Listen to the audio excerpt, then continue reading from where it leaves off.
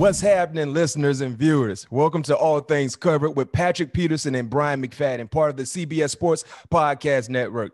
The name says it all. If you like what you hear, please download and subscribe and make sure you leave us a 5-star rating. No 4 stars, no 3 stars. We like a 5-star rating on all Apple Podcasts. You can also watch us on YouTube. Just visit youtube.com/allthingscovered. Pat P, what we going to cover on this episode? Man, it's going to be a very, very fun episode. But unfortunately, we got to talk about our loss that we had against the Seattle Seahawks on Thursday night. Talk about our upcoming matchup against the Patriots. And one of my favorite coaches of all time, Jimbo Fisher, man. That's a very, very intriguing conversation that we're going to have. And I'm excited about it. No question. Please stay tuned. We got Jimbo Fisher joining us a little later in the show. Yo, listeners and viewers, if you guys been following the show, and I hope you've been following the show, the podcast and the YouTube page, you kind of understand the structure and how the show goes. First quarter is about chopping it up. And in our chopping it up segment, me and Pat, we take you guys into the life of a professional player, collegiate player, high school player, or just a normal individual. We share fun stories, take you back to some of our memory lane, to say the least. And for me personally, Pat, I know you got a lot of fun stories. I got a lot of fun stories as well. And I'm going to take this one first. I'm going to grab the baton. I'm going to be the first leg on the 4x1. I'm going to hand it to you with the second leg. So I'm going to go back to 2005, my rookie year, Pittsburgh Steelers, right? The very first week of the season, on that Wednesday, the first real practice Wednesday, getting ready for that first ball game, the checks were in town. The checks, right? The checks. The first. Y'all was getting paid on Wednesdays? We were getting paid on Wednesday. Yeah, we usually get paid on Wednesday. Okay. They would be ready Tuesday, but you know, a lot of guys, if they didn't come into the facility on Tuesday, which is our off day, they'll get them on Wednesday. Right? So every team different. Every team different, because when I played at AZ, we got paid Friday. Every week, and I think it was like a Wednesday. It wasn't a Friday. Oh, it might have was a Friday, because I used to go to the bank. You know, I'm old fashioned. I don't like direct deposit. I want to touch my paper. I want to feel it. You feel me? I want to look at it and walk into the bank. You know, hey Pat, real quick story though. When I got to AZ, I knew I was doing some pretty good things, because when I walked in, they hit me with Mr. McFadden. I felt entitled. That's okay. They asked me that I want some wine, you know what I mean? Some beverages, you know what I mean? Some crackers and some grapes. I'm like, okay, I wasn't used to that. You feel me? That BOA over there in Chandler too. That's the one I used to go to all the time. Over there in Chandler. So real quick. Getting back to the story. So Wednesday was check day, and as rookies, part of your obligation for being a rookie, you got to go get things. You know what I mean? You're like the guy to go. You're like the children in the house. You go get the remote control. You go get anything. So they're like, Rook, go get the checks. So I had to go get all the DB checks. So my man Pat, when I first opened my check, now mind you, this is going back to 2005. Everything has inflated. You know what I mean? Right. So me personally, I can't remember what our rookie base salary was, but for me, I opened my check. Man, I saw that check, Pat. I seen that thing said it was like 16,400, right? I said, well, I done made it. I said, you can't tell me nothing, right? Nothing. Now, I'm about to get this every week. Hey, man, listen, I said, man, I'm good. So, I remember like it was yesterday. I was in the training room laying on the table. I opened that check. I said, yes, sir. I'm going straight to the bank when we get out of practice. So I go back into the locker room, Pat P, listeners, viewers, and I'm seeing some of the older guys open their checks. I don't know why I decided to do this, but I walked around, and I'm not going to name this player, but he was a vet. Bruh, I walked around and I would just see the books, because I'm used to training camp. In training camp, we were getting a check around like $800 a week or something like that. I was happy for that. I'm coming straight from Florida State, so I'm happy with that. But I got that 16 bands, right? I said, boy, I'm good. I'm official. Man, I walked around to one of the vets. I said, OG, man, what that little check looking like? I'm trying to be funny. You know, you know when somebody trying to insult you, low key, they hit you with that little. What that little check looking like, OG? He said, man, you don't want to see this, man. I'm just trying to make it. So I'm in my mind. I'm like, man, let me see what this check looking like. I looked over his shoulder. Pat P. That man check said $232,000. Man, listen. You know how you see, you know how when you put ice outside on a hot concrete and it just melt instantly? Man, listen, my whole practice was effed up. Oh man, I know. I couldn't, Pat P. It could. Before. Man, listen. I said, what did I got to do to get to that level? The thing about this, listeners, and granted, I'm not complaining. I'm extremely grateful. But when I saw my 16,000, I was ready to jump through the roof. But when I walked throughout the locker room and I saw that 232,000, man, that did something to me, man. Might turn my whole stomach upside down. And I said, never again. I would never ask to look at a vet's check ever again. No, that's funny because it happens every year, man. Just when you have these young guys coming in, you know, they just curious, you know. No question, you're curious. Mind you, I was a second round pick, so I had a nice little bonus, but that was the checks that I was gonna get every weekly, you know, every week. Yeah. So to build up, but I'm like, man, how does man getting paid 200,000? Hey, Matt, man, hey, I seen it, man. That's why I'm laughing so hard. I know exactly where you're coming from. But I'm gonna go down memory lane. I'm gonna stay in the league as well. This was also my rookie year, but this happened on the field. We actually was playing you guys, Pittsburgh Steelers. In Arizona, right? In Arizona. So, you know, at that time, I think I had 2 blocked field goals, or maybe 1, and I think I had 2 blocked field goals at this time. And I had like a good snap count on y'all. I figured who the holder was. But anyway, he used to always tap the ground. So when he tapped the ground, that mean the ball was coming. So the whole time, and I jumped the snap. I had jumped the snap, the field goal before, and damn near blocked it. So they came back with me, and I knew something was up because anytime you see the head coach walk towards the officiating crew, or like to the umpires, like be ready, like this is about to happen. So listeners and viewers, that's another tip you can get on when you're out there on the football field. If you are some athletes, notice what a head coach is. He might give you some tips and when a double move is coming because he's going to try to beg that ref on a holding or a PI call. But back to my story, I saw Mike T. Shout out to Mike T. He was on All Things Covered. Friend of the show. I saw him walking down to the referee, and I was like, "Ooh, I'm gonna get this," because, like I told you, the play before, like I had a good jump on it. I said, "Ooh, yeah, I'm about to go get this jump," because it was just for I think it was just for 3, if I'm not mistaken. I think it was just a field goal. Yeah, but that's what made me have that opportunity to be aggressive and try to go do it again. But anyway, no, actually, it was not a field goal. It was extra point. Field goal. No. Actually, because I knew it was a further. It was. I mean, it wasn't an extra point. It was a field goal because you guys were further back. Because back then, you know, the field goal was kicked at the. Yeah, they were closer. Yeah, so this was actually a field goal, but good thing it was like 4th and 9 or something like that. But anyway, I jumped the cap. I jumped the snap count. As soon as I jumped the snap count, the ball wasn't high yet. I just turned around to the ref and tried to call timeout. In mid-play. So you were offside and you tried to call timeout. Right. So the ball wasn't snapped yet.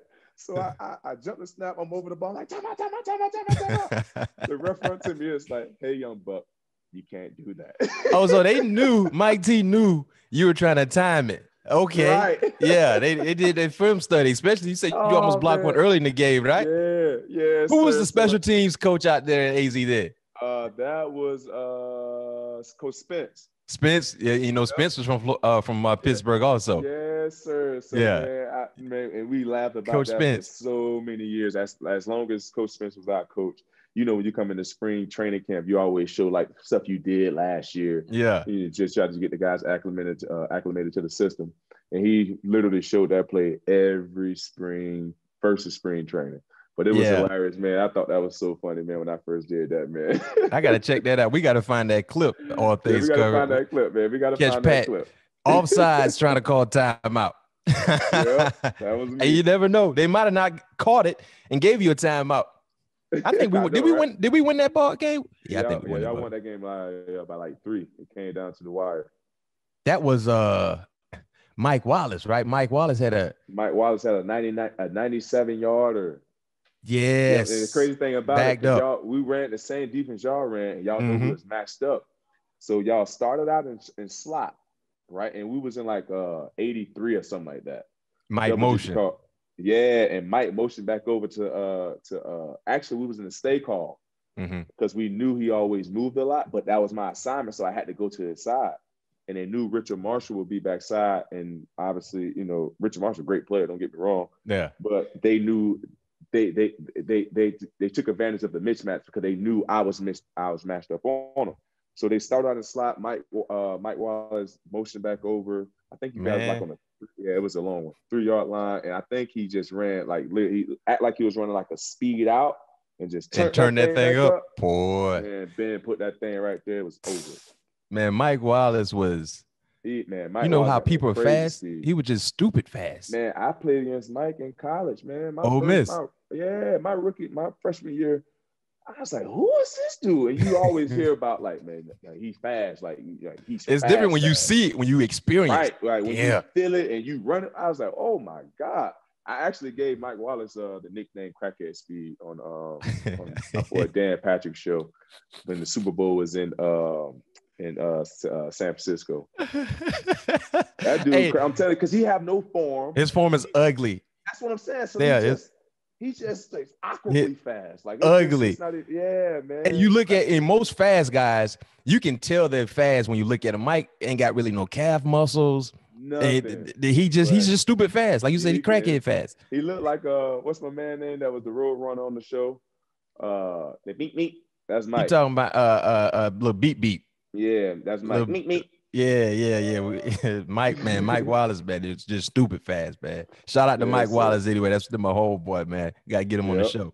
Yeah, we do. No doubt. All right, listeners, it's time for the Cardinals check-in.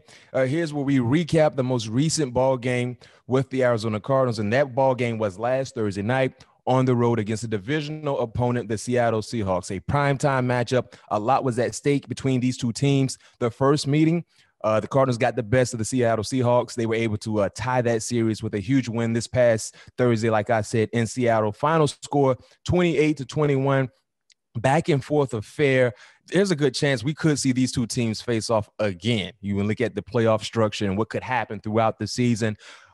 Big time matchups on both sides of the football. We highlighted the matchup between Pat P and DK Metcalf based on the first performance, the first outing Pat P held his own. If you look at the numbers again, second matchup, now in 3 career matchups, Pat P has lined up on DK Metcalf, 93 routes, allowing 3 catches for 27 yards on 8 targets. Metcalf has gone under 50 yards receiving in just 3 games this season. 2 are against the Arizona Cardinals, and number 21 had the honor of following DK Metcalf. So when you look at that matchup, man, and not just that matchup with DK, the entire defensive matchup, I mean, it seems like you guys kind of got off to a slow start again on both sides, and you find a way to get some things right against DK, against Russell Wilson. But when you playing against a guy like that, and I remember you mentioned last week on our show that you knew they were going to try to get him involved. And early on, they got him involved. They moved him around a lot. He was in the slot. He was lined up tight to the line of scrimmage. Right. And they found a way to get him involved, moving him around. And when you look at that situation, Pat P, when you know you're supposed to be following the guy, how does that change the dynamics of the defense when players are lining up different positions and you got to kind of change on the fly? Well, honestly, every team stripped their first 15 plays. So you have to be able to weather the storm in those first 15 plays because all those guys know it. They're going to nail it, and they're going to run. They practice those plays. Yeah. So, after the first 15 plays, he kind of got back into his regular position. And I knew that. And like I told you, I knew they were going to try to get him involved early, move him around, put him in slot to get him action into the game. And once after the first drive, he was mainly the X receiver. You know what I mean? So I kind of expected that coming in, but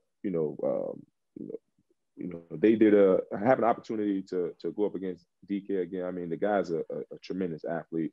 He's just a freak of nature. And he's some of the things he's able to do as a receiver, most receivers can't. So, I just think being a divisional opponent, you know your opponent, what they like to do, the ins and outs. So, until next year, it's going to be, I'm looking forward to another great matchup. I'm sure, depending on if they get a new offensive coordinator, they may change some things up. But, for the most part, we know Seattle's offense. We know exactly what they're going to do when they're going to do it. It's just you have to get Russell off beat. You can't allow him to be, in the pocket because there's no – even look at that game.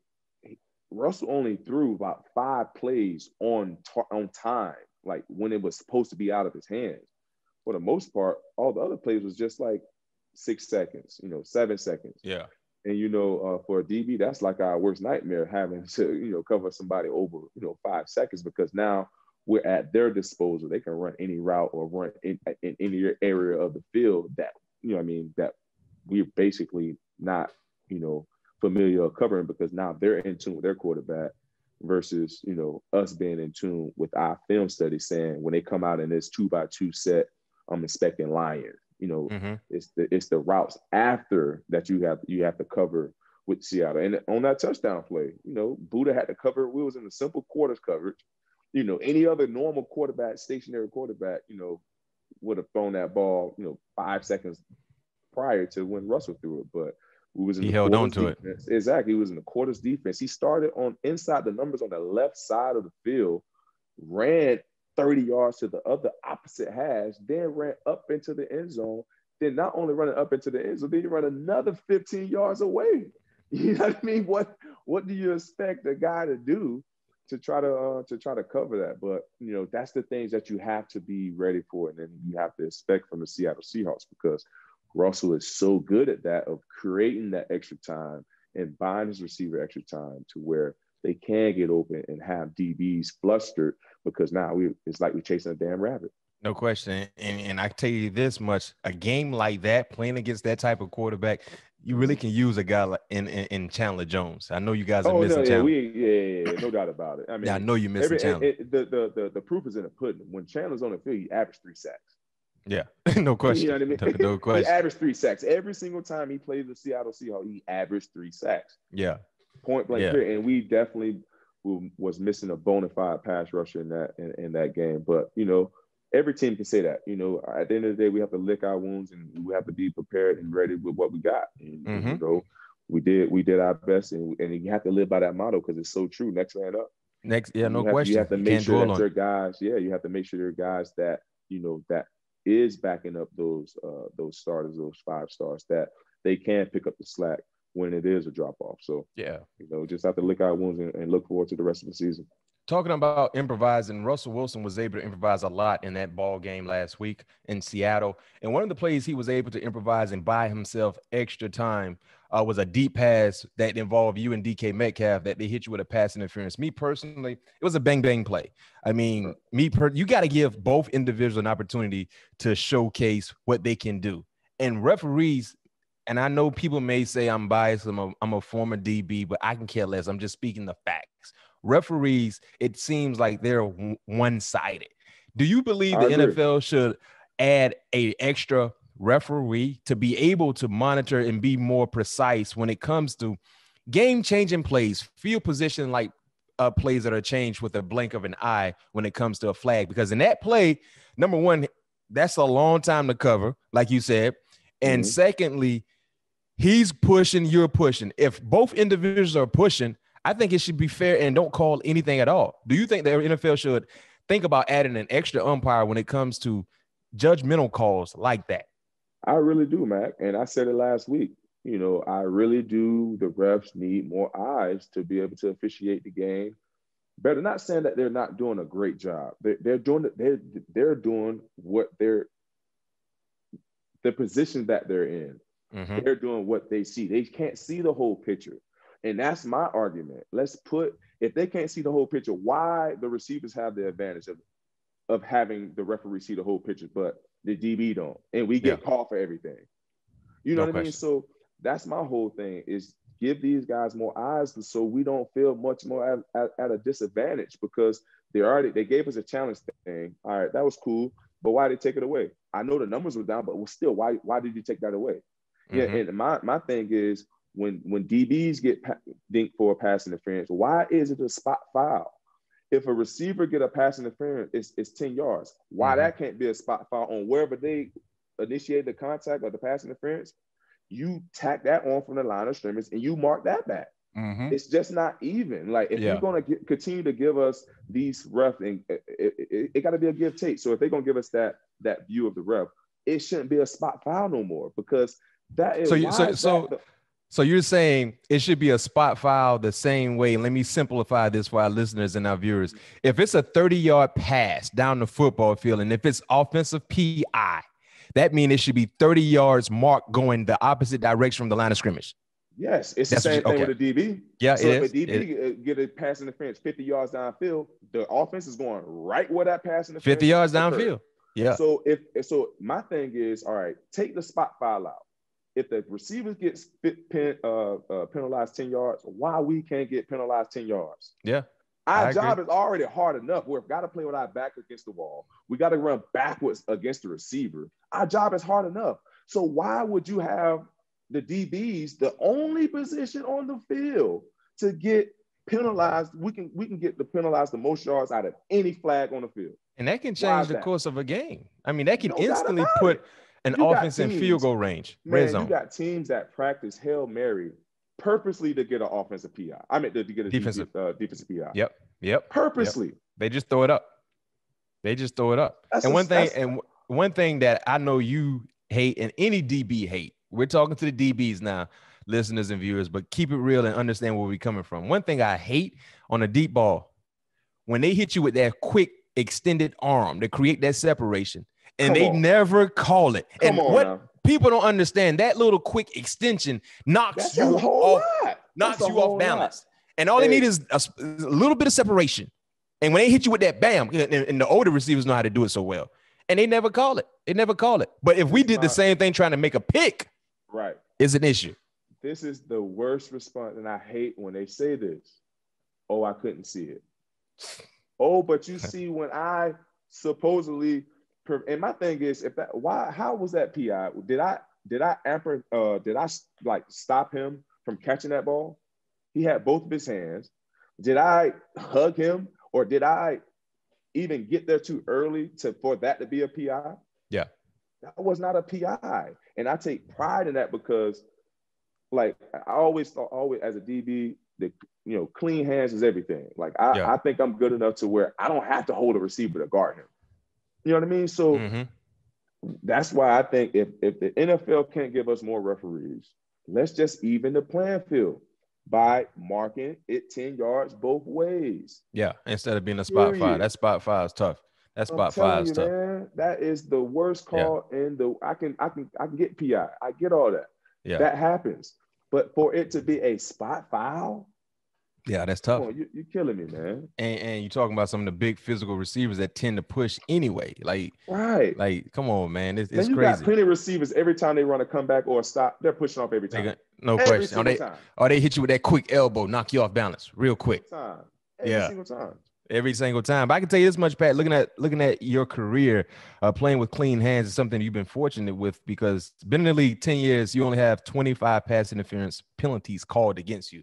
So you've been doing some good things. That's basically what, 2 a game. I mean, 2 a year, 2.5 a year. So keep playing the clean hands, but you gave us some real good nuggets and insight to think about going forward when you look at other game notes, highlighting and recapping the Seattle Seahawks, Arizona Cardinals. You didn't get a chance to force any turnovers on Russell Wilson. That was a key for you guys the first meeting. I think you forced 3 interceptions. He played clean football this past Thursday. That was a big key in them being able to win this ball game. Secondly, another big time note, costly penalty from Dre Kirkpatrick. It seemed like his emotions got the best of him, wanted to really put hands on DK Metcalf. I think that penalty led to potential points. And Kyler Murray, not as effective on the ground like we've seen in weeks past. I think he only had 5 attempts on the ground for only 15 yards. He threw the ball pretty well, though, Pat. 289 for 2 passing touchdowns. Watching him playing from my view, it seemed like he wasn't really comfortable. I don't know if he was dealing with a shoulder ailment or anything like that, but when you watch Kyler this past Thursday, what did you see from his game plan, from his game based on what we've seen in weeks past? I just think, honestly, he took what the Seattle defense was giving him. Yeah. I think they did a great job of moving him off his spot and also having a guy in front of him, not giving him those free those free lanes to be able to run through and create, those big yardage on the ground. I believe, but overall, I thought he threw the ball very well. Like you said, 289 yards, 2 touchdowns. I thought he did everything that he was supposed to do. And that's the thing about Kyler. You know, he's different from all other mobile quarterbacks. You know, he don't have to depend on his legs to get him in the game. He has a very, very strong and talented arm, and I get the opportunity to watch it every single day. So I believe he just took what they gave him. You know, he's a guy that, like I said, he's not going to run to try to force something to happen and put himself in danger of getting hurt. You know, he understands what he means to this team. He understands what his body means as well, and how important that we need him to end up finishing where we want to finish as a ball club. But the Drake Kirkpatrick penalty, it definitely was a costly one for us. But Dre, my guy, you know, I have him in my foxhole anytime. No question. Anytime I'm ready to go to war, I know that he got my back. The first thing he ever told me when he first got here, man, he said, "Man, I'm a soldier." He said, "Man, it's your spot. I'm a soldier, and I'm ready to follow." You know, and I respect that. I respect that guy so much, man. And, like I said, I live and die with Dre in my foxhole any day, man. So that was a costly penalty. He understands that. He knows that, and Dre is a firecracker, and we love that about him. You know, we don't want him to be anything different. We want him to be Dre. No question. That's what we love about Dre. Is just now he understands. You know, in those pivotal moments. You know, obviously everybody wish they could take that back, but Dre's a vet. We trust him, and we know that won't happen again. And moving on to Russ, obviously not able to force no turnovers this week was big for us, because you know that's something that we thrived off. The previous game what helped us get points, you know, helped us get back in the ball game, because we was kind of in the same situation in this ball game. Started off slow and was trying to scratch and claw our way back into the game. And eventually I thought we did, and still had an opportunity to take that game into another overtime at the end. But, you know, at the end of the day, it was a hard fought game. And hats off to Seattle. And we split it this year 1-1, like we do probably, I think, for the last every year you guys split. Yeah. So it's definitely a rivalry that's been brewing for a while. No doubt. Now, when you look at what's upcoming, right? Guys are 6-4, 2 games above 500, still in the playoff picture. You got to find a way to bounce back to get right back in the winning column, and it starts this weekend against the New England Patriots. Pat, when you look at the Patriots, they're in unfamiliar territory right now. They're 2 games below 500, 4-2.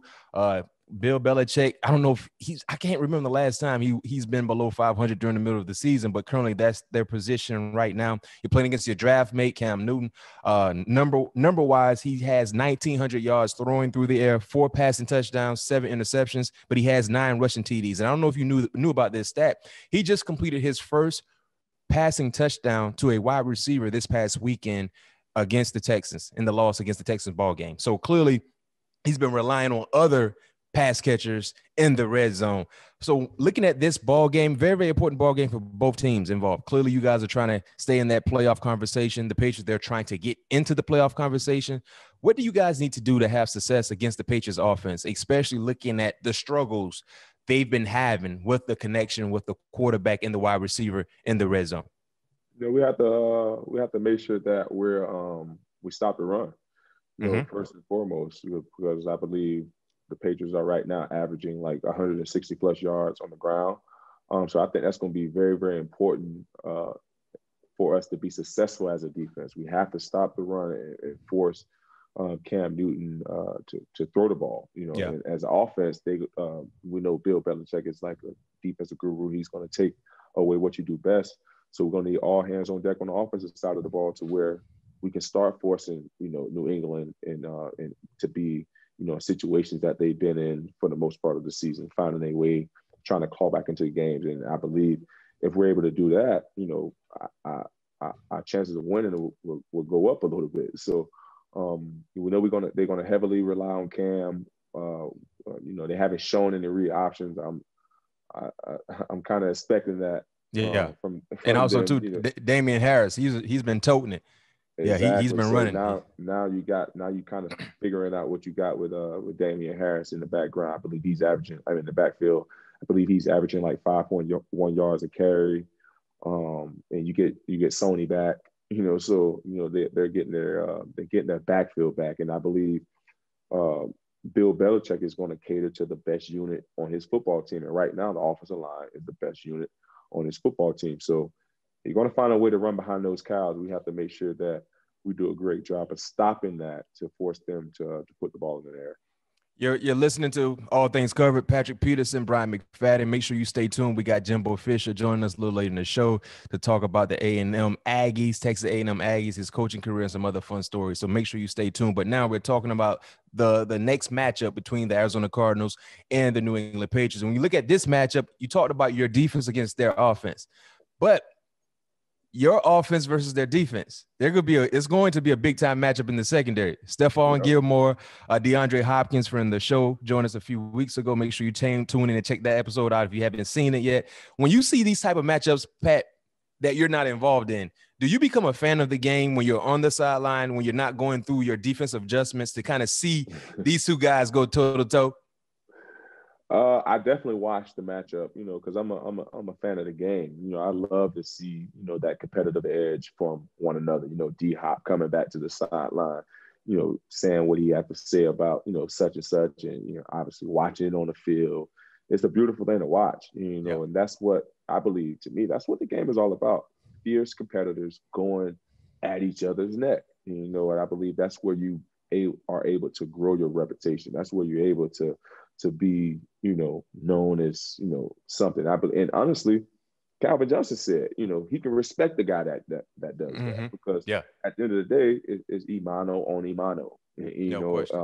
That's what it's all about. So I'm definitely watching. I'm always watching. Like 2 weeks ago when Tre'Davious came to town, I was definitely watching. Wanted to see how he moved in press. I wanted to see, how he handled, Hop when he tried to do that pull through. Maybe he could have helped me with me being 10 years in the game. I'm not done learning. I want to learn. I want to learn every opportunity that I can, while I'm still in the game, because, watching your peers and watching the way other guys move, they always can better your game, because now you want to figure out how he did that. You know what I mean? How he was able to stay square when, Hop or, whoever it may be, gave him such and such at the line of scrimmage. It's things like that when it's those type of matchups that I get intrigued about and be wanting to watch on the sideline for sure. Yeah. Now, listeners, it's time for Around the League. This is where we recap and talk about other big-time stories throughout the National Football League. It was a huge story leading into the ball games this past Sunday. The Saints, Sean Payton decided to name and go with Taysom Hill as a starting quarterback against the Atlanta Falcons over Jameis Winston. That decision kind of blew a lot of people away. People were confused because of the lack of experience Taysom has when it comes to throwing the football as a pure quarterback compared to the experience that Jameis has. But that decision paid off. Sean Payton knew something. Sean Payton knew a lot. Taysom Hill numbers 18 for 23, 233 yards, no passing touchdowns, but he ran the ball for 10 times for 51 yards. He had 2 rushing touchdowns.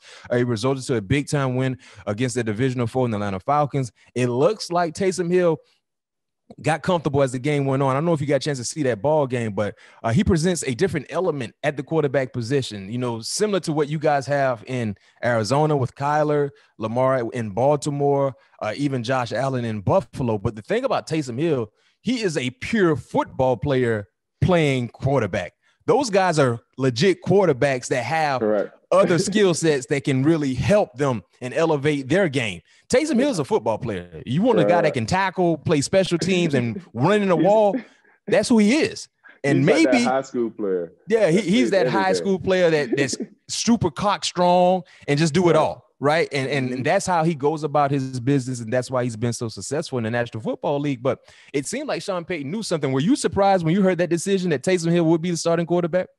Man, honestly, I was very, very surprised. Yeah. But when I sat back and I thought about it, I was like, well, Taysom was there for what, 2 years? Well, almost 3 now, right? Yeah, but I think by 3 years, if not, it might be 3 or 4 years. So he's been there a while. He had an opportunity to develop him. He already got a whole arsenal of a package with him. No question. Yes, sir. So it was like, why not throw him for a loop? Yeah. Because now you don't know what to train. You don't know what to train to prepare for. Yeah. You never seen him at quarterback. You never seen these other different formations that they're going to bring. So now you going into the game plan like, what the hell do I call? Like the defensive coordinator, I guarantee he was scratching his head the whole time. Yeah, you didn't know what to expect. You got no tape on him. No question. You have no tape.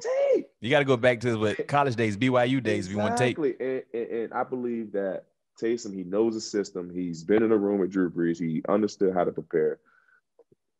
I think they groomed him to a quarterback. Yeah, and also too, they had to justify that contract. Gave him 2 years, $21 million. You got to justify that contract.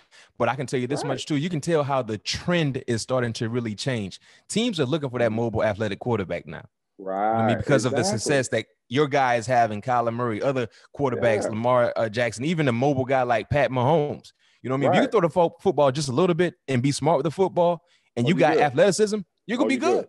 The league has the dynamics of the quarterback position is starting to change right before our eyes. And Taysom Hill could be the next big thing if Sean Payton continues to groom him. Because one thing about Sean Payton, man, that man can make sweet tea without sugar. Man, I'm trying to tell you, man. When it comes to dialing up plays and drawing up schemes, he don't need any sugar for sweet tea.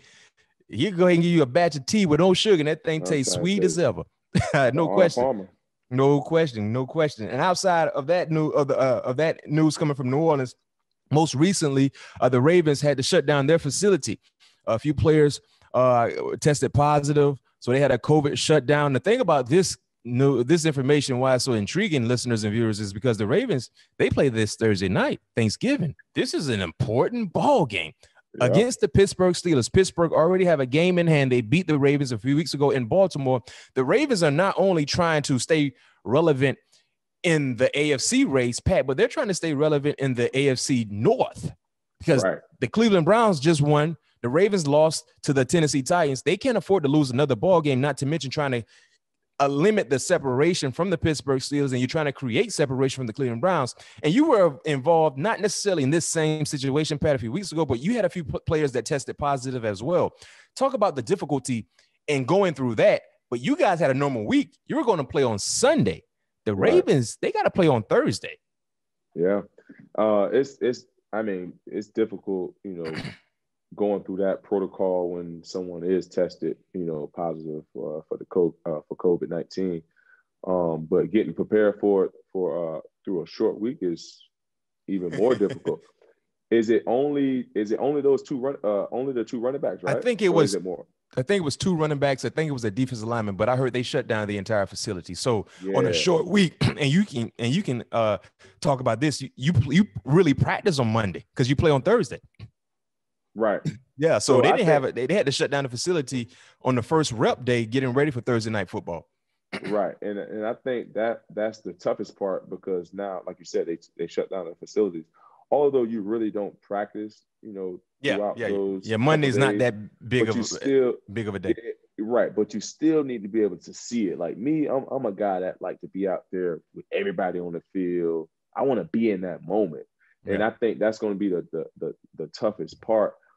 If they play this game, it's going to be on the trust of his. I believe John believing that his team would get mentally prepared for this ball game, because I believe that I have no understanding of how they go about of actually teams that they want to play. You know what I mean? Yeah. But I think if it did come down to a decision, it's going to come down to Coach Harbaugh really trusting his intuition of is his guys studying and preparing the way they need to home mentally so that if we do play this game, we'll be ready, because I'm sure that although the facility is shut down, they still are able to do Zoom meetings to get the game plan and things like that. I can tell you this much. The Ravens they're going to do everything in their power to have this game moved to Sunday. No, they're going to try to. Yeah, because if they don't practice, and like you said, Monday's not a big prep day. Usually it's Tuesday. Tuesday is the main day. If they don't practice tomorrow, if they're not able to practice tomorrow, he's going to try to do everything in their power to move, because this is an important ball game. Now, for Steeler Nation, they can care less anything about that. If you short-handed, oh well. Nobody cares, right? Right. Steeler Nation going to want to play. they're going to do everything in their power to not play. So me personally, I wouldn't be surprised if they don't practice on Tuesday. They try to push this thing back to Sunday instead of Thursday night football. Last big news I would like to hit on with you, Pat P.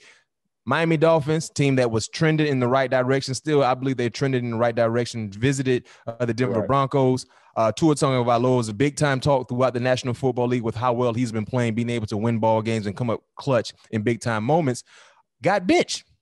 Now, he got benched not because he was injured. He got benched because Brian Flores said he felt like Ryan Fitzpatrick gave them a better opportunity to win. And Tua got beat up a little bit. They sacked him 6 times. He was 11-20 for 83 yards, 1 touchdown. And when he got benched, it wasn't like they were blown out. They were only down 7 points. They lost 20 to 17. I think they were down 3 points or something like that. I can't remember exactly the score, but they only lost by 3 points.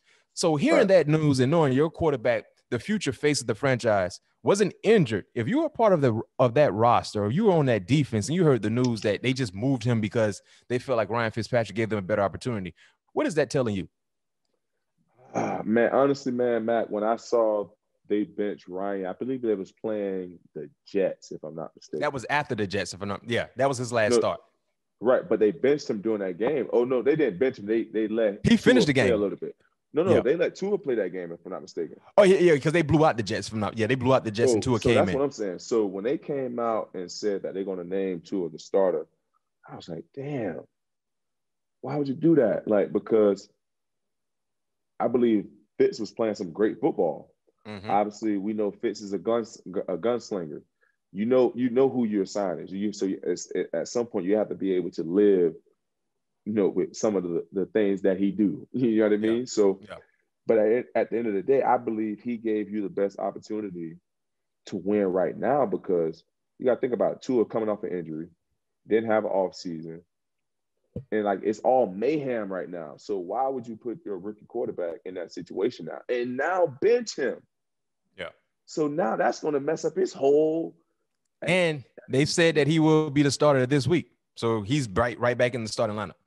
So that's what I'm saying. So now as a quarterback, I don't know if they playing psychological games, but now why would you want to have your young quarterback now looking over his shoulder? Yeah.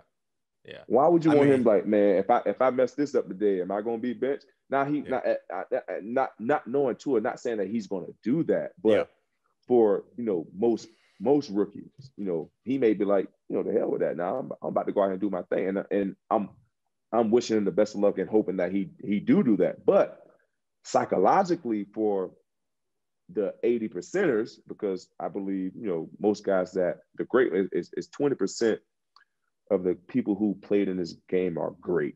You know what I mean? The other 80%ers are just, it's good players, but the great ones are different and they're wired different. But Tua could possibly be that. But what I'm saying is, I don't think that from the get-go, that was the best best move for the team. Yeah, at that time. Because it wasn't like Fitz. He just played the 49ers and put up 50. Yeah.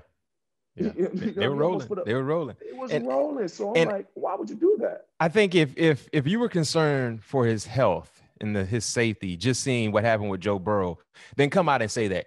Because they sacked him. They sacked him 6 times. They hit him a lot. If you felt like the offensive line just was, they didn't have it that day, and we wanted to protect our young quarterback going forward, just come out and say that. You know what I mean? Just saying that you believe Fitz gave you a better opportunity, and at the time you were only down 3 or 4 points, or whatever the case was. Right. What are you saying about Tua against adversity? Right. Now you want to see how your young quarterback operate in this matter. You want to see if he can bring you back. So now when you get in the playoff, now you won't have no worries of like, all right, I'm confident in him. I've seen him do it before. Yeah.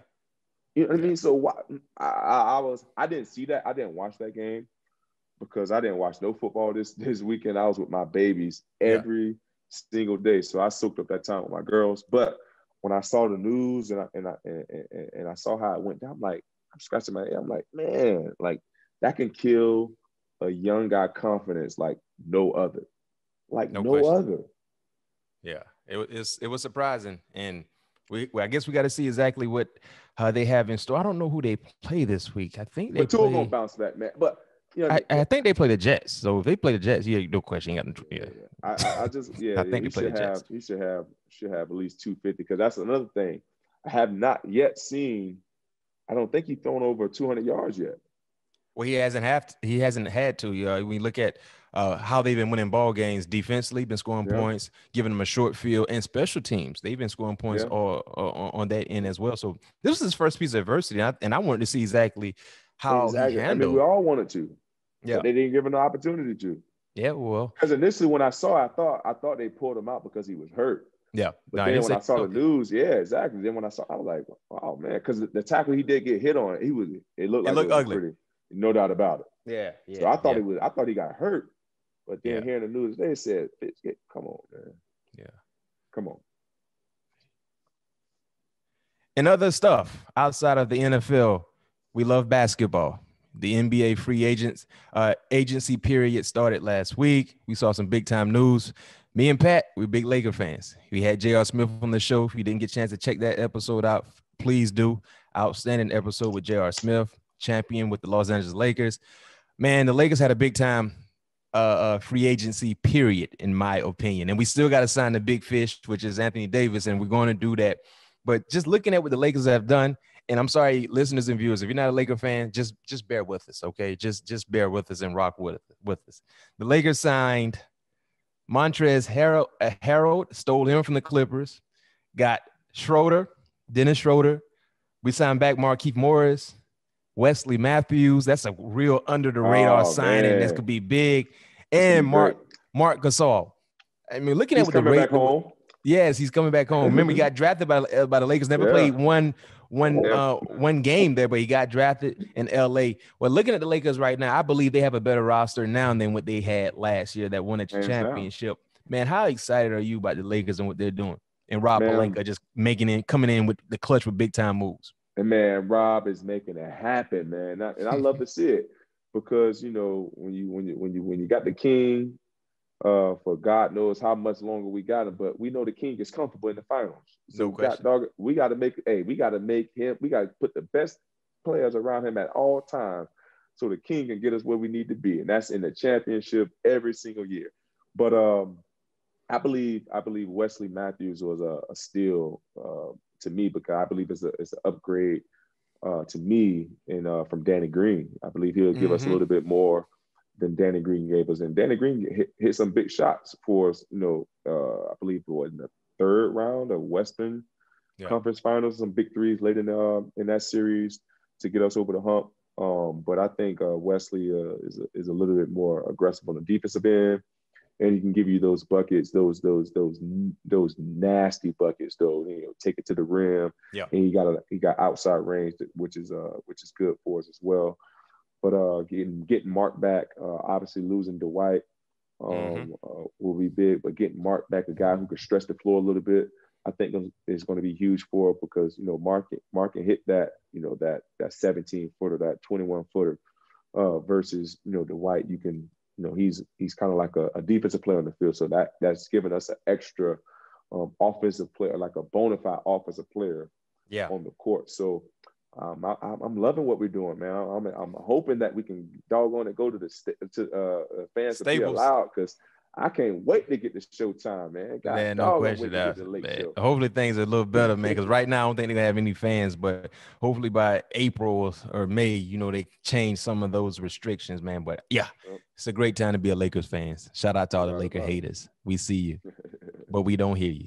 At all. Now it's time to toss to halftime. Get ready for halftime. But on the opposite side of halftime, the other side, when we come back, we'll be joined by Jimbo Fisher, head coach, Texas A&M Aggies. He's going to chop it up with us here. All things covered. Brian McFadden, Patrick Peterson. Stay tuned. What's up, listeners, viewers? We're back. We're back from halftime. We got opportunity to hydrate, get right back on the gridiron. And like we promised you guys earlier in the show, we will have an outstanding guest joining us. That guest is an outstanding individual, and a guy that I respect on and off the football field. He's one of the best in the world at what he does. Jimbo Fisher, head coach, Texas A&M, currently ranked 5th in the country, 2013 national champion at Florida State University.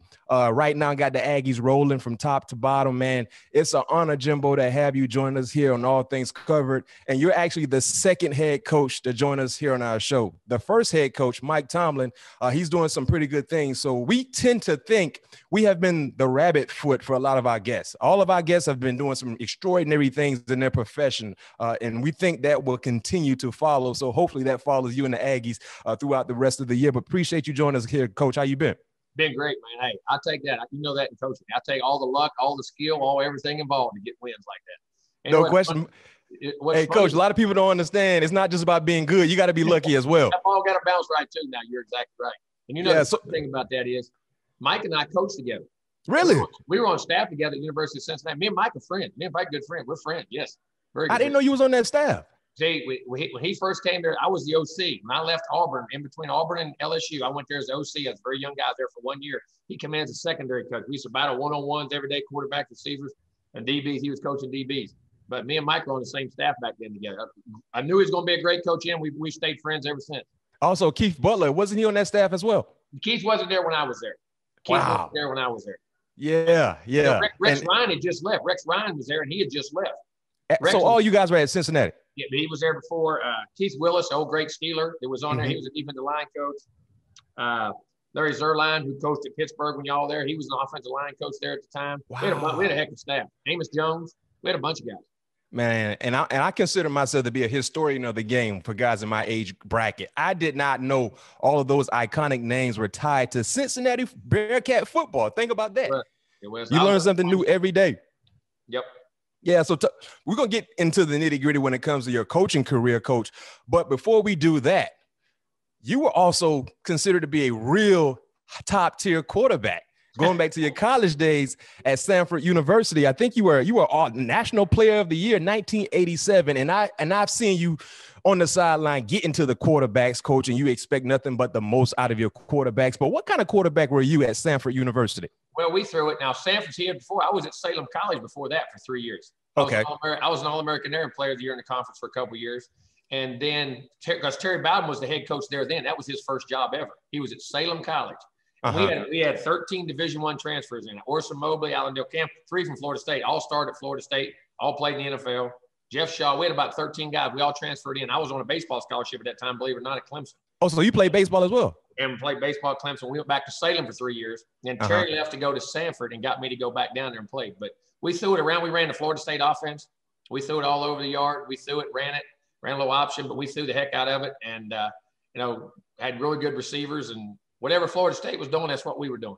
Wow. And it makes a lot of sense now, because if you listeners and viewers haven't watched Jimbo coach, he coaches quarterbacks hard. It's no surprise, because that's the most important position on the football field. But you can tell you have something personally invested in that position, and it shows. I always believe this. If your quarterback's not the toughest guy on the team, your team's not tough. And he's not a very competitive guy. You can look at all the great teams, all the great quarterbacks. They're as good a competitors as you ever play with. I mean, they don't get to go hit, but and to take that responsibility of touching the football each and every play. Everybody in that stadium, everybody on your team knows you touch it. You got to value that. You can't have mental lapses. And my biggest thing is to make practice harder than games and to put the pressure on guys, because the thing you can't simulate from practice to game is pressure. Yeah. So we try to do it in practice. Every practice, everything we do. And if I always believe this, if you create great habits in practice, when pressure comes, your habits are coming straight to the surface. So if you're used to dealing with pressure, you're used to making every snap for a championship in practice, when a game comes, it doesn't bother you and you can execute and play. I like that. That's a real good coaching nugget. So real quick, talking about that, Coach, if you're coaching a kid and you see he struggles with pressure in practice, how will you evaluate that same player when it comes to playing on Saturday? Well, also, why? Here's what I was saying. Why? Why are you struggling with pressure? Is it because most guys who feel pressure usually don't know what they're doing? I always say that when you know the answers to the test, everybody hates taking the test. Am I going to fail it? Am I going to pass it? Yeah. Like in school. Well, if I know the answers to the test, there's no pressure. So I tell you, a lot of it goes back to preparation. Are you fundamentally sound? Are you mentally sound? Do you know the X and O's? Do you really know where you're going with the ball? And get to the bottom. And you got to figure out one other thing. How does the guy learn? Because then how he learns, you got to teach it that way. And if he can't fulfill read it, if he can only 2-man read it, 3-man read it, well, then you got to change your teaching and how you and what you do on offense to put it into what he can do. Because he's got to execute it, not me. And then make sure he understands. All right, you understand what we do. Then you put pressure, and if you can't handle that, you can't play. But at the same time, you got to get to know the key. Everybody's different. I coach all of them different. Sometimes I'm hard on some of them I'm not. Some of them I will hug them for a while. Then teach them different, give them different reads, do different things with them. But you got to figure them out. I love it. Coach, you get me fired up. I've been retired for quite some time, but you might make put my cleats on. I love it. I love it. Like you cause us headaches. Yeah, you were covering them all. So, Coach, shortly after your career ended playing at Stanford University, quarterback there, you eventually got into the coaching ranks. Yep. Your first big opportunity outside of Cincinnati, clearly, when you talk about being able to have a command on a positional group, was at LSU. And at that time, LSU was being coached by Nick Saban. Some consider him the greatest of all time, currently still coaching at Alabama. But what was that experience like? Because Nick Saban at that time is not the same Nick Saban that we see week in and week out. No. He was in that trajectory of ascending to being an outstanding, iconic like coach and individual. But at that time, he was not the Nick Saban that we see now. But what was that experience like for you? Well, it was very enlightening. But here's the thing. The thing I was blessed with, and I got the job at Stanford when I got done. That's the first place I coached at for Terry, the national level. And I went to Auburn for 6 years. See, I was a quarterback coach and coached at Auburn for 6 years. And then we went to Cincinnati for one. And then that's how Nick saw me that year. We played Wisconsin in 1999. Wisconsin won the Rose Bowl with Ron Dane and won the Big Ron Dane. We were a 31-point underdog and we beat him. Yeah. In Cincinnati, we upset him. So he got to see the film. The next week, we go to Ohio State in the Big House, and we put 550 yards on Ohio State in the Big House. We had them down 17-0, and they come back and beat us. And actually, what happened? I don't know if you remember. You would remember this. About your age. They had an outside linebacker named Nigel Diggs. Yeah. Played in the league for a long time. We ran a little X cross pack. We ran a little high-low dig, which the Colts' #1 throw. 12-yard dig, X on the cross. Marvin Harrison on the cross. High-low. They're gonna make you take one or the other. We ran it on the 15-yard line going in. Our inside slot goes to get off the ball, and Nigel jams it. Well, the X can't get through, so he just goes behind him. We hit him. We go up in the game with about 4 minutes to go. They call it back, said illegal pick. It wasn't an illegal pick. He couldn't get off the line of scrimmage. That's what happened. But that's where he saw us. And then bringing in Nick. Nick was young. But the thing he really taught me, I had the Bowden influence behind me. I understood how to deal with people, how to recruit. Great offensive schemes we had at Florida State and Auburn because of the Florida State scheme. Yeah. But what Nick was so organized in the mental part of the game, the psychological disposition of guys, how to approach them, mental health. We deal a lot with that. Organizationally was very organized and structured. And that really helped me, I thought, at a young age I had a lot of knowledge, but then you got to sort it out, how to apply it, how to coach it, how to put it in a game plan mode. And that was another big influencing part for me. What does he do so well that gets his assistants in positions to be eventually head coaches? I mean, I think it depends if you pay attention or not. He's very detailed. He's very rigorous. He's going to drive you. He's going to push you in recruiting, coaching, being detailed, and he and I hate to say this, we had the same philosophy. I think he and I got along so well because we philosophically thought the same things. Yeah. We liked the same kind of players in evaluation, and we really looked at the game very similarly. And what he told me to do was I looked at it that way, but how to structure it and organize it so you could teach it, coach it, and get it in your game plan each and every week and how you broke your film down and the way you looked at things. I think that was a big part of it. What's one thing that you learned from Nick Saban that you still carry with you today as a head coach? And I think mental health is a very underutilized part of the game, and helping guys with their mental health and dealing with the stresses of the world today, because they're 100-fold compared to 25 years ago because of social media, all the things that go on in guys' life. And I think helping the guys, not just the football part, I think helping them with their mental health and how they look at things and deal with things and put them in perspective where they understand there's pressure, but they understand that pressure is a good thing and they can feel it, and then they can still perform when they have to perform. It doesn't bind them up. Yeah. And you were at LSU for quite some time, I think from 2000 to 2006, and you had an opportunity of being around some talented players. I mean, you guys recruited Florida well, Louisiana, Texas. I mean, of course, you were getting the who's of who. And you look at what you were around at that time in Baton Rouge, Coach. What was the best? Give me the best quarterback you coached. Most talented. Well, I guess that's easy. That's too easy. I know you're going to take Jamarcus, right? Well, talent-wise, yes. I mean, Jamarcus only lost 3 or 4 games as a starter for me in 2 years. 28 touchdowns, 5 picks. So you could coach 1,000 years and never coach somebody to throw a football like that. And here's the thing.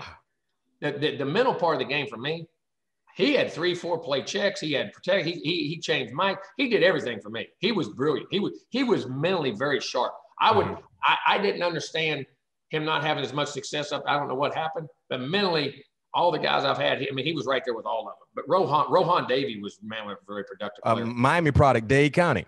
HML. HML. Yes, sir. Yes, sir. I had Josh Booty and him early. Matt Mock was a really good player for me. We won the national championship. He only lost like 2 games as a starter. I had Matt Flynn. I signed Matt Flynn and Jamarcus in the same year. We had them both there at the same year. To say which they were different, but they were all so successful. All of them played in the league. Every one of them played in the NFL. Every one of them got drafted. Yep. Marcus, of course, was the first pick of the draft. But we had some talented guys. We were loaded across the board. Is it safe to say, and I don't want to put words in your mouth, Coach, but would you consider Jamarcus Russell to be the most talented quarterback you've ever coached? The most physical guy. You may coach 1,000 years and never play somebody that big, that strong, that could throw a football like that and have touch on the ball, and also could run. People don't realize he was athletic. He could run, man. He could move. He's on a 300-pound frame. He's a 6'6". He's a 290-pound D end. Is really what he is. He's on that same frame. Wow. Outside of the quarterback position, you guys, like you said, had a lot of talented players. Give me your top 3 most talented players that was there at Baton Rouge when you were there. Wow. I'm going to tell you, if football-wise on offense, Michael Clayton's one of the best pure football players I've ever been around. Wow. Michael was the first. He had that dog also. Let me tell you something. Michael was a better safety than he was a wideout. Michael's the best safety I ever watched on film. Coming out of high school. He's got hits on film, high school film. He detached about 8 guys from helmets. One of them rolled 22 yards from where the guy hit. Guy went down. Took him out. He was from Tampa, right? Was it? No. Michael's from Baton Rouge. Baton Rouge, okay. He played at Tampa. I recruited Michael and Marcus Spears. They were best friends. Uh-huh. They're 3rd and 4th ranked players in the country. And I recruited them both out of Baton Rouge. Took them a year to get them on campus. Because none of those guys, Michael was going to Florida State. See, that's when Choo-Choo, you remember Warwick Dunn's coach, his Pee Wee coach. Yeah. Was there. And all the way, Michael was going to Florida State, and Spears was going to Miami. That's where they were going when we got there. And Spears used to play offense, too, in high school, correct? I recruited him as a tight end. Tight end, yeah. Spears was a big-time basketball player. But then you got into Devery Henderson. Man, Devery could fly. Joe Adai, Justin Vincent, Broussard, Toefield. And you had Dwayne Bowe. From Miami, New Orleans. Yeah, I recruited him there. Yeah, Buster Davis, Early Doucette, Skylar Green. Our skill guys, when they touched the ball, it was ridiculous. Andrew Whitworth. Whitworth was in that. They were on the same class. There was like Travis Daniels from South Broward, right? Yeah, South Broward, Hollywood, Florida. I recruited Travis out of South Broward. That whole Corey Webster. Corey Webster, we found a week before signing day. Really? I was watching another player. Accidentally took my film off the thing. Coach said, watch this receiver from West St. John. I said, Coach, he's a good player. And I was watching the film. Somebody walked in, took my finger off the film, and I said, that team's on offense. I went to hit it. And the quarterback on St. James, he ran around the corner. I said, man, he's a good player. So I started watching him. Nick said, who's that receiver? I said, he's okay, but there's a quarterback at St. James. We need to look at it. It was 2 weeks before signing day. Called down. He had one offer, Southern Miss. Wow. Found a diamond in the rough. And now he became a 2-time All-American, played 13 years in the league. Yeah, Super Bowl champion. Super Bowl champion, right? We were gifted, man. We were in the same draft class, so a lot of names you're throwing out. I remember because I was at Florida State with a lot of those guys. You wouldn't come. I remember. Well, at the time, hey, Coach, at the time, LSU wasn't really kicking down doors. You're right. Like there are now, and then especially like when you guys got there, you guys kind of changed the dynamics of LSU football. Let's keep it real. When you were there, along with Nick Saban and the rest of you guys, you just talked about some big name recruits that you guys were able to funnel through that program. We were fortunate. We got good players, and we recruited very well. And the second class there, we had the number 1 class. Our first year, got Devery and Stephen Peterman, a bunch of guys in. And next week, we had Whitworth and all that whole run of Clayton and Spears. And, that whole run. Ben Wilkerson, who won to Remington. We had all kind of guys on that team. And Joe Adai was in that group. Travis was in that group. And we hit that number 1 class, and we won that second year, and then it kind of took off. And then we started to get that national. We recruited in-state and got national, and then, of course, LSU took off, and it was a very fun time. Yeah. And because of your success you had there, not just recruiting, but winning ball games and putting up, top tier numbers offensively, you got an opportunity to travel down to Tallahassee. Yep. And early in your career, I think when you look at being surrounded by greatness, it has no other choice but to become contagious, right? Yeah. Saban, and then Bobby Bowden going down to Tallahassee. And we all knew Bobby was closer to the end of his coaching career than the beginning. But talk about that experience, leaving Nick Saban and then being able to coach with the legendary Bobby Bowden. So here's the thing. I was with the Bowden family. Everybody accused me of being a Bowden for years because I used to hang. When I was back at Sanford, I used to go to bowl games with Florida State. Mm-hmm. They would put me up and I'd watch them coach, learn to coach. When I first got my quarterback job, my OC job at Sanford, I used to sit in a meeting with Bobby while he would game plan. He'd sit in the box and listen to him call games. Wow. Without that. See, I didn't know that, but it makes sense because you said Terry was there with you early in your career. Terry and Jeff were coaches on the staff. Okay. They were coaches on the staff. They coached me. Then I coached with him. And so I was around the Bowden family all the time. So I was very blessed. They treated me like a family member, treated me great. Go stay at the house, come down there and stay and watch games, and was very blessed. So I had a good knowledge of what Bobby was and who he was. He was set when he was young, and he gave me the best advice I ever had as a coach. And I was young at Sanford, and I was coming up, and we had the Bowden Quarterback Receiver Academy, which we always worked, and I would work it every year. We were sitting in the back by a pool. Bobby's chewing his Levi Garrett, and I was, or Redman, we were chewing, and we were sitting there, and he said, and I asked him, I said, Coach, how can I get in this business? He said, I want to move up. I want to do good. He said, I'll give you the best advice I ever got. He said, do a good job at the one you got and don't worry about it. And I said, what do you mean? He said, Coach, he said, every job I ever got, I never applied for. Somebody come and got me because I did a good job at the one I got. And he said, just put your nose down and work. Somebody will come get you. If you don't notice, you're doing a good job. And that's been my philosophy ever since. I never applied for a job. People come and got and asked for jobs, and it was the best one. But then going there with Coach Bowden was so great. At the end of his career, one of the best moments of my life probably was the last game he ever had, and the players who Gator Bowl support him at the Gator Bowl. Yep. And how much they loved him and what he meant to him and what he meant to Florida State. And I was so blessed to be around him and the family. But he was a special guy that I still, matter of fact, I've talked to him 2 or 3 times. When he got sick before he was going in COVID, I called and he said, hey, buddy, I got that Houston paper. I keep up with you every week. He still did. We talked here a month or 2 ago. He's doing well, and I still stay in touch, and one of the greatest men I've ever met in my life. And then that time at Florida, and then I was fortunate enough to get the head job, and, we had great success there and was blessed to be there. Did you feel any pressure not just when they named you coaching waiting behind a legendary individual like Bobby, but when you became the head coach in Tallahassee, did you feel any added pressure because of the shoes you were not necessarily trying to fill, but following behind someone like Bobby? You definitely feel pressure. And because you want the legacy to live on. You want the program he developed, you want it to be great just like it was and take it back to the heights of where it was. But I also remember my own advice about pressure. How you going to handle pressure? Get prepared and do the job. Don't worry about the results. That's one of the things Nick did teach. We always talked about too. Don't look at the scoreboard. Scoreboard will say what you want if you win every play. If you win your job, you win your space, do what you got to do. The scoreboard will say what you want. And I carried that philosophy into coaching. All right. I broke it down. What do we have to do? How do we want? What kind of team we want? How are we going to recruit? How are we going to coach? How are we going to offense? We're going to have the defense. And then go to work. Put your nose down. Don't worry about the lights at the end of the tunnel. And that's the way I dealt with the pressure. I didn't deal with the pressure. I dealt with the work. I understand if you put the hard work in, and when I got to the game, if I was prepared, the results would take care of themselves. Now, they take time, but I felt very good that way, and luckily it worked out for me. Yeah, you sounded like Mike Tomlin, Coach. Yep. Hey, you sounded like Mike T. Talking about pressure, talking about the results. You became the head coach, Florida State University in 2010, and a few years down the line. I mean, I remember it like it was yesterday, watching that 2013 season. Oh, wow. I mean, what is your most memorable moment from that historic year? Offensively, defensively, you guys were men amongst boys. But what is your most memorable moment? Number one offense. That's the most dominant football team in the last 65 years of college football. If you go no one is giving them their just due. No one is giving you guys your just due based on how well you dominated. That was the number one offense in the country. That was the number one defense in the country. And we had the best place kicker in the country. We missed one kick in the entire – we could punt it, we could kick it, we could throw it, we could run it. We had 3 running backs had over 10 touchdowns. Carlos Williams, Freeman, and Wilder. James threw 40-some touchdowns. Hey, 3 beasts, too. 3 beasts. Rashad, that whole crew, the offensive line, everybody that started on that team played in the NFL and started. Yes. On both sides of the ball, defensively, too. Defense, we were our secondary.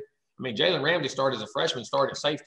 Darby. Well, number 13. Williams, LaMarcus Joyner, what a trendsetter he was. Yeah. 30. All of our guys in secondary. Telvin and Christian and Eddie. And it was just across the board. Christian. It was just unbelievable group of guys. And you got to remember something. LSU broke the record, they said, last year for points in the season. All right. They beat our record by like 1 or 2 points, individual points. They played one more game than we did. Mm-hmm. I mean, you go into that role. And I'm not saying it's great, but I'm just saying that team was I'm going to tell you the most fun part of that was the practices. You had to say, I mean, it was war, man. I mean, the pride on both sides. Yeah. We good. Herb Street and those guys used to tell them, they used to fly in on Thursday to watch us because you had Friday, Saturday game. They would come just to watch because we finished up every Thursday with ones-on-ones, 2 minutes. On Thursday. So we were on Thursday. And what people from the outside looking in don't understand, that's rare because usually the commentators and analysts will fly in early Friday to get that walkthrough. They wanted to see us do 2-minute offense. And guess how we won a national championship? Yeah. 2 minutes. 2 minutes. Yes, sir. I was there. I'll never forget, Jameis, we had a saying, are you strong? I'm strong if you're strong. In other words, we were all together. Got in the huddle. I said, just like Thursday, boys. Jameis walked in the huddle to me and said, you strong? They said, we're strong if you're strong. He said, let's go win this thing. Then went straight down the field. But it was something we did all the time. But that team had a competitive nature about itself and the ability to prepare. It loved to practice. If I got mad and said, I'll tell you, people don't know this. I'll tell you a quick story. Here's one of the best stories about that team. Okay. They were in spring ball. We're on the goal line. We're going live goal line. Both sides have a little success for a couple plays, and they're chirping. I mean, they're chirping. I said, we're going to find out who's tough. We lined up. We went 39 straight plays live on the goal line. 39? We went 39 straight plays live on the goal line.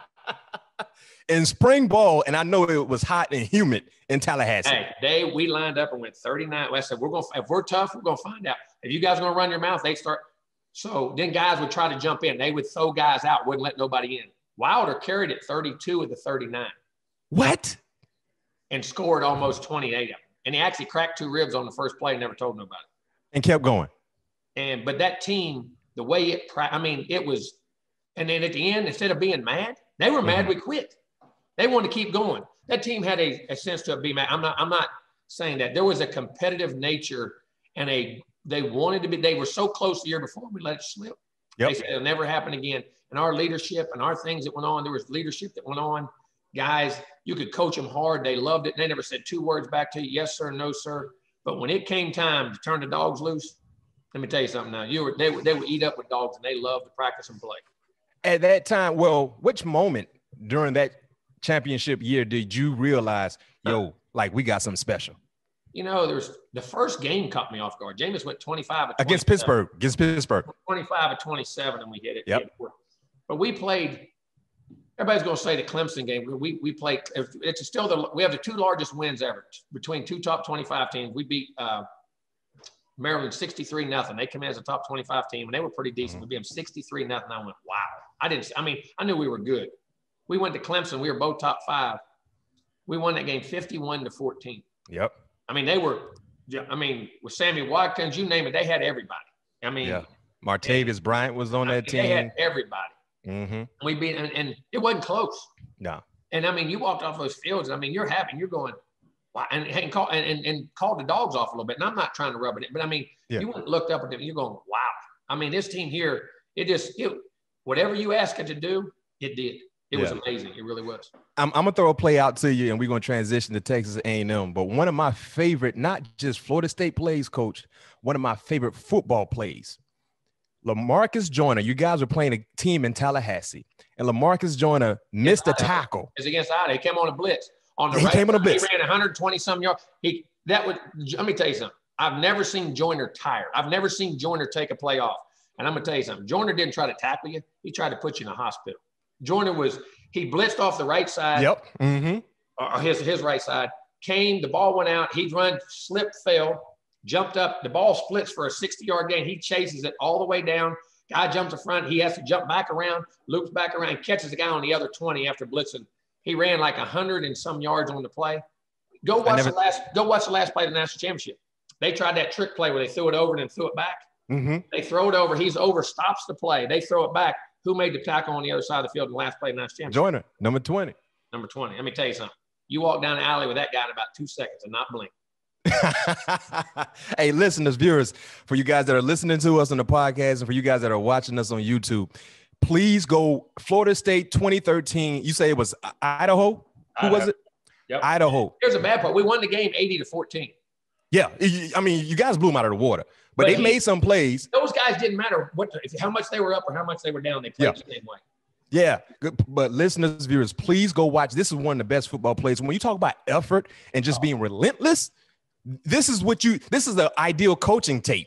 If you want to show guys what it takes to be a championship-like player on a team, championship-like team, this is what you got to show to your team. Show it to your guys. Please, Florida State 2013 versus Idaho. LaMarcus joined. I don't know if it was in the first half or the second half, but I can tell you, when you watch this tape, you send us a message, all things covered. B-Mac, Coach Fisher, appreciate you for telling us that, because that's an ideal coaching tape.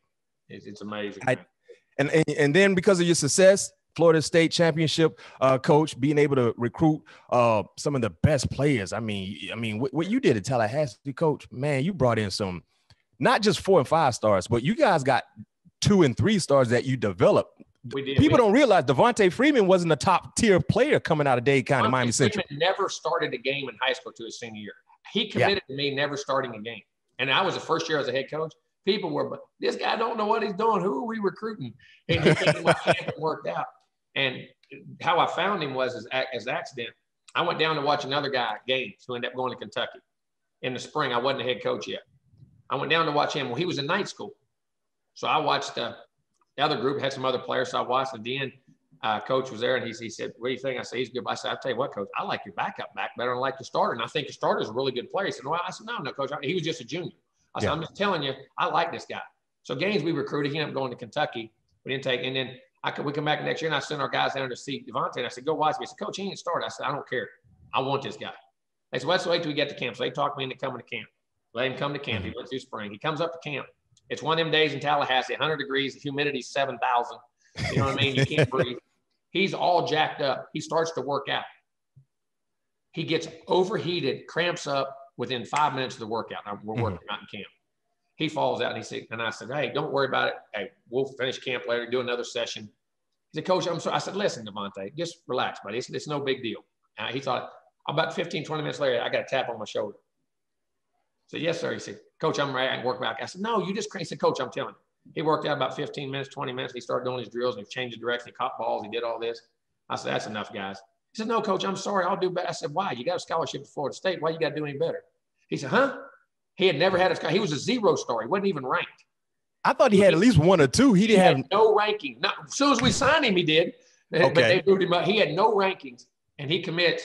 They were there, and he blew. But, we had, Bjorn Warner was like that, first-round pick. Elvin Smith was a 3-star guy. We had 2 I forgot about Bjorn Warner. Was a 3-star guy. Bjorn Warner was a first-round. Take care. We had a bunch of guys. Stork, who won to Remington, he was a 2-star tight end, 245-pound tight end out of high school. Wow. We had some guys. Our coaches did a great job of developing players. No question. Rashad Green, the leading receiver in Florida State history, was a 3-star guy. From St. Thomas Aquinas. Let me tell you something. Big games, boy. Rashad can make plays. Yeah, you talked about that first game in 2013. He had a huge game with Jameis. Jameis made his first start, and Rashad he was a go-getter. Rashad, that whole crew, him and Kenny Shaw was a phenomenal route runner. All Rashad did was make more big plays and more big games, and KB was so dominant. You can put that trio of wide receivers with whoever. They complemented each other so bad. You got to remember, and KB had 51 catches and 15 touchdowns. Only on 51 catches. Rashad caught every ball in the sun. Kenny could run routes. And then you forget Nick O'Leary catching the football. Nick was phenomenal, man. With no gloves on. Let me tell you Old school. He may be as competitive as any of them. Yeah. He was phenomenal. That whole group. From Palm Beach. They were all wired like that now. They were all wired. Oh, man. No question. I love it. And you made the transition to College Station, Coach. What was the first thing when you became the head coach there at Texas A&M? What was the first thing you wanted to do when it came to cultivating the culture? I know this, and you play in this league over here, and it's a grown man's league. We're gonna have to win both lines of scrimmage. As much as I'm a skill guy and I love the skill, I wanted to be the most physical, dominating team up front with grown men that was still skilled and nasty at the skill position.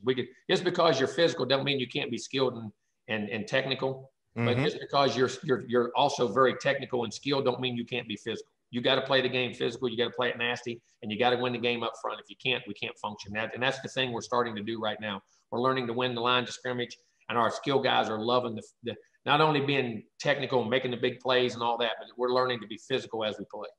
Yeah, you're doing a great job. Like you said, they're learning to do it, and the results are following. Your career record right now at A&M, 22-10. You're currently 5-1. AP poll has you guys ranked 5th. The coaches poll has you guys ranked 6th, and the Florida Gators are in front of you. And I wanted to personally ask you a question because I just don't like anything Florida related. And when you played against Dan Mullen earlier this season, it seemed like you had a little more fire coming out you from the sideline. Here are two little things. One, it's important games. It's a league game. But two, you know me, listen, I grew up Florida State fan my whole life. I was a fan of. I'm like you. When it got to the Gators, it's on now.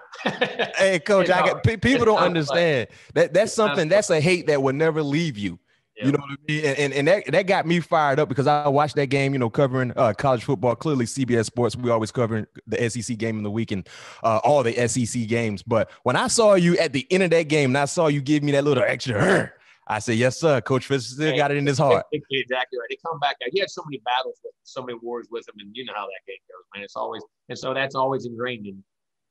Yeah, and when you look at what we currently are involved in going through with the pandemic, how concerned were you leading up to this season that you guys would be able to play college football this year? Very concerned. I mean, I was, because listen, we all want to play, and we know what it means to our country to have college football. Is what makes America. It's America's sport. In the NFL, man, it makes it go around. But at the same time, listen, health is the number one thing for anybody. And the thing as a coach, you never knew enough about the disease, and we still finding out about the virus. Yeah. And you had to, each and every week have people educating me on what do we got to do, how we got to do it, what's the ramifications of that, what can we not, and just making sure our players stayed safe first. I mean, we want to play and all that, but to me, the number one thing was the safety of our players and for their families, and to make sure that we were updated on everything that was the most common or the most last thing that was put out about this virus, so we don't expose ourselves or do anything to our players that would be detrimental to them. How challenging has this year been for you when it comes to recruiting, right? You know what I had? It was but I tell you what, we learned on this Zoom and the things we're doing now. Yep. It's amazing what you can get done. I mean, it is. And I think in the future times of things, this is going to be a big part of recruit. I think a lot of this is going to stay in recruit. I mean, you're going to go visit, you're going to go do all that. And they got to come to you. That's the big part you're missing, because them getting off campus. But if the Zoom world has really changed things, it's going to be a big part going in the future, in my opinion. Yeah, no question. And also, too, when you look at how well you guys have been playing, I mean, the last 2 games have been postponed. What have you and your staff done to be able to keep the guys focused and dialed in to keep that same chemistry and rhythm you had before the postponement of the 2 ball games? We had the thing, we were in quarantine. So many guys quarantined. So what we've done the first week, because we didn't want to get them everybody together, we didn't know how much it spread, which we luckily only had the 1 positive case with the player. So we worked them out in small groups that were quarantined. Those guys worked out 5 days that first week all by themselves. And the guys who weren't, they worked in the large groups. And that first week was nothing but conditioning. I mean, it was almost like old fourth quarter drills. Wow, like a bowl practice or off season. And then this week we went back, the guys that could practice, the quarantine guys still trained and conditioned on their own in small groups. We had them come up to work the weight, which they could do. And the rest of the guys, we had we went 1s-on-1s, 2s-on-2s for 4 straight days. Wow. Monday, Tuesday, Wednesday, and Thursday. Yeah, that sounds like bowl practice. And it was. And then Friday, we give them a day off. And then Saturday, we brought them in and just ran them, because real hard on Saturday because of getting ready for the game, So we gave them a simulated week, and we went old school bowl practice, 1s-on-1s, 2s-on-2s to keep it sharp. One of my favorite players I love to watch, he's an offensive guy, Spiller. I love watching Spiller. Spiller's physical. He's learning to run. He's just now scratching the surface who he is, just a sophomore. And he's embraced the physicality of running the football. And he's a big 218-pound guy. So he's a good football player, man. Yeah, before I let you go, Coach, once again, Jimbo Fisher joining us here, All Things Covered, Patrick Peterson, Brian McFadden. Personally, because I know you've been around so many great football personalities, great talent, I would love for you to give me, and you don't have to name 5 offensive linemen, but if you want to go ahead and give me 11 personnel, 3 wide receivers, 1 tight end, 1 quarterback, 1 running back, or if you want to go 21 personnel, but give me the best players you've been around as a coach. I need 1 quarterback. You can give me 3 receivers, 1 tight end, 1 running back. Man, you know how hard you're making this thing. I mean, Coach, you talked about pressure, though, Coach. Earlier in the show, you talked about pressure, being prepared. Right. But, hey, they're all different. I mean, KB was so dominant. Rashad was such a big play guy. Michael Clayton, I get into Dwayne Bowe and every guy. That's four receivers now. Are you want to go flush? You trying to go 10 personnel? You trying to go flush? Listen, as a tight end, the one we got right now, Wiedemeyer's phenomenal. But let me tell you something. Nick O'Leary's a college tight end. Nick O'Leary. I mean, Andrew Whitworth is an offensive lineman. Mm-hmm. So we go O'Leary, Whitworth. You got Stork in there. Yep. You got, you got Trey Jackson. You got Stephen Peterman. You got, those guys off of defensive line. Kyle Williams is another guy who was a phenomenal football player for us. Kyle Williams, yeah. And you talk about a natural football player. I remember one time we threw a screen on him and we hit it. I went crazy. I was so happy. So what's the matter? I said, for 4 years, I've ran screens on Kyle Williams. We got one of them in practice one time. He was, just fun. But Telvin Smith, Joyner, Jalen Ramsey is a competitor and a player. Let me tell you something. Jalen was off the charts. Devontae Freeman, Dalvin Cook. Let me tell you, and Jameis Winston. Let me tell you, Jameis, I don't care what. I love all them other, but Jameis is in a different. And Dalvin, so you would take Jameis if you had to put if you had to start one quarterback, you would take Jameis over Jamarcus? I don't know. Listen, all those guys. Rohan was special. They're all. Kellen Mond right now is special. I'm not saying. I'm just saying those guys were. I don't have favorites, man. I can't do it. They're like your kids. That's like you're talking about your children, man. You can't. Which one do you love the most? They were. But what's funny? They were all successful in different ways. Yeah. And the thing that I've learned. Everybody says, "Who's the best?" Well, what are you asking me to say? Yeah. This way, this guy. This way, this guy. But they all have that. That's the thing that I always say this about football players. You're talking about Tom Brady and Drew Brees. Yep. Did those guys win a combine? They wouldn't win the combine. Would Emmitt Smith win the combine? Would Jerry Rice win the combine? You're talking about the greatest backs.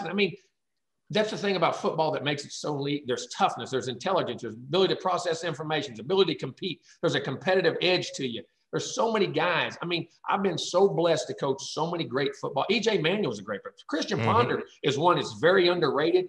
When we were building that team, if we had great players around, my Lord, was he a good player, man. How athletic he was. But Freeman, Cook, hey, Coach, that Dalvin Cook, Coach, my goodness, Coach. I'm going to say this. Of all the guys I've ever handed the ball to, the other team's heart dropped every time you handed it to them. Because you knew it could end up in the end zone. I'll tell you what. I'll tell you a story about Dalvin, one of the funniest ones I've ever seen. We ran to stretch the counter and the little scissors play would cut back. We were running the counter one day. We played Clemson in a great game. He bounced the counter outside and the safety took a bad angle. And the safety ain't a step and a half from him and he ain't 7 yards down the field. He couldn't touch him. Well, here's what's bad. He's in front of our bench. Dalvin hits that thing and bounces it, gets that edge and is running it. At the same time, the safety's right there. He looked at him and went like this. And waved at him and took off down the field and scored 60 yards later. That was in Tallahassee too, if I'm not mistaken, right? Exactly right. He knew it was that way. He was so – and I'm going to tell you something about those guys. You couldn't coach them hard enough. They never said 2 words back to you. The harder you push them, the harder they play. Devontae was the same. All those guys, Wilder, Carlos. Those guys were just – Coach, you've been fortunate enough to be around some studs, man. Oh, well, Francois was going to be a great player too. All those guys were just, they're your children, man. I say that honestly. I love them. Because you push them so hard and you go into war with them, you fall in love with them. Man, Coach, man, I appreciate you definitely giving us some jewels and some nuggets, man. My last question for you would be recruits. When it comes to recruiting, you've had your luxury of getting top tier classes, but is there 1 or 2 recruits that you really thought you had a chance to coach and you really wish you had a chance to coach? Yeah, Brian McFadden. There have been Vince Young. Oh, wow. You thought you had a chance to get Vince at LSU? Vince came to our camp. We were at LSU. We recruited him hard. He wasn't getting out there. You knew Vince was special.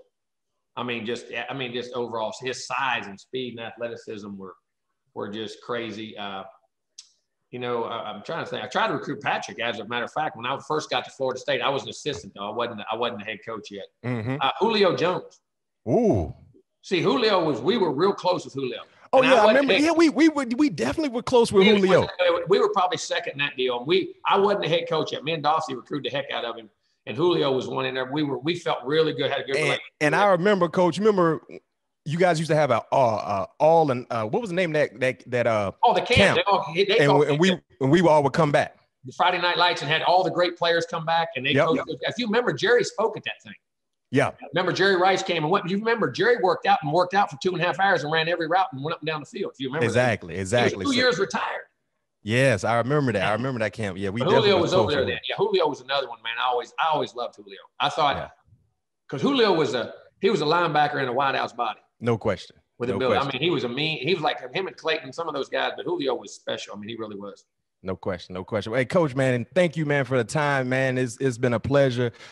I love talking football with Coach Jimbo Fisher because he remembers everything. He remembers everything, man. And like I said, so far, the guests we've been having on here, Coach, they've been doing great in their profession. And I think that will continue to be the trend here on All Things Covered, man. Jimbo Fisher.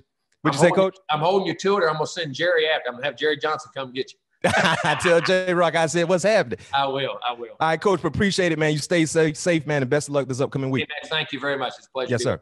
Take care. Thanks again to Coach Jimbo. I want to thank everybody for listening to this episode of All Things Covered. If you like what you hear, make sure you subscribe and leave a 5-star rating on Apple Podcasts. We'll be back to you next Tuesday with All Things Covered. Peace.